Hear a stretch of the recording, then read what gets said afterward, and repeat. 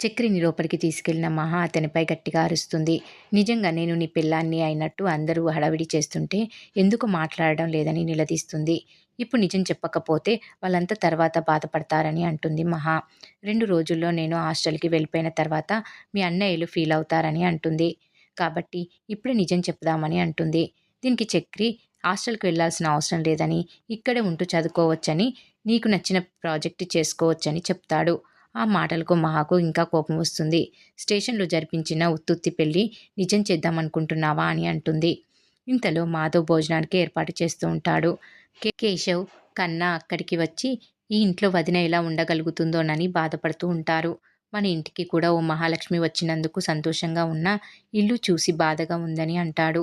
అసలు ఈ విషయాలన్నీ ఆ అమ్మాయికి చెప్పి తీసుకొచ్చాడో లేక కోతలన్నీ కోసి అబద్ధాలు చెప్పి పెళ్లి చేసుకున్నాడో తెలియడం లేదని అంటాడు. చక్రి అన్నీ చెప్పే పెళ్లి చేసుకుని ఉంటాడని మాధవ్ అనగా, ఇంటికి వచ్చినప్పటి నుంచి వదిన ముఖం చూస్తే అలా అనిపించడం లేదని, అసలే పెద్దింటి అమ్మాయి ఇక్కడ సర్దుకుపోతుందో లేదోనని అనుకుంటూ ఉంటారు. తనకు ఏ లోటు లేకుండా మనం చూసుకోవాలని, మీరు చిన్న చిన్న విషయాలకు గొడవలు పడడం తగ్గించాలని మాధవ్ తమ్ముళ్లకు చెప్తాడు. ఇక ఆది తన మనుషులను తీసుకొని చక్రి ఇంటి మీదకు వస్తాడు. పోలీసులను అడ్డం పెట్టుకొని పెళ్లి చేసుకోవడం కాదని, ఇప్పుడు మీ దమ్ము చూపించిందంటూ గొడవ చేస్తాడు. వారిని నారాయణ గుమ్మం బయటే ఆపుతాడు. వాళ్ళ గొడవ విని లోపల నుంచి అందరూ బయటకు వచ్చేస్తారు. ఆది చక్రి మీద చేయి చేసుకుంటాడు.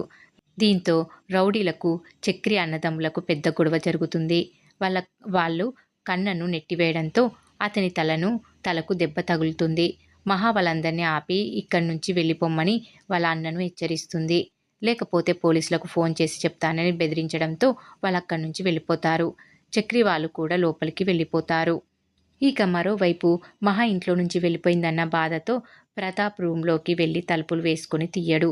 తన పరువు మొత్తం పోయిందని, నలుగురిలో ఇక తలెత్తుకొని తిరగలేనని బాధపడుతూ ఉంటాడు. తమ కులంలో ఇక తన మాట చెల్లదని మదన పడిపోతూ ఉంటాడు. రేపటి నుంచి అందరూ తనను చూసి నవ్వుతుంటే తలెత్తుకొని తిరగలేనని, దానికన్నా చనిపోవడమే బెటరని అనుకుంటూ ఉంటాడు ప్రతాప్. ఇక నిద్ర మాత్రలు మింగుతాడు. లోపలికి వెళ్ళిన భర్త తలుపులు తీయకపోవడంతో భార్యతో పాటు నిహారిక భయపడిపోతూ ఉంటారు. చుట్టాలు తలుపులు బద్దలు కొట్టి చూడగా లోపల బెడ్డుపై ప్రతాప్ పడిపోయి ఉంటాడు. ఇక మరోవైపు మహా స్నానం చేసి రెడీ అయ్యి రాగానే మాధవ్ అందరికీ భోజనాలు వడ్డిస్తాడు. మా ఇంట్లో డైనింగ్ టేబుల్ లేదని చెప్పడంతో మహా కూడా అందరితో పాటు కిందే కూర్చొని అన్నం తింటుంది. చక్రికి తెలియకుండా మాధవ్, కేశవ్ అతనికి ఫస్ట్ నైట్ ఏర్పాట్లు చేస్తూ ఉంటారు.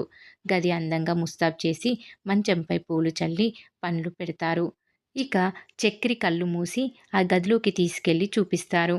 మరి ఏం జరగబోతుందనేది రాబోయే ఎపిసోడ్లో తెలుసుకుందాం.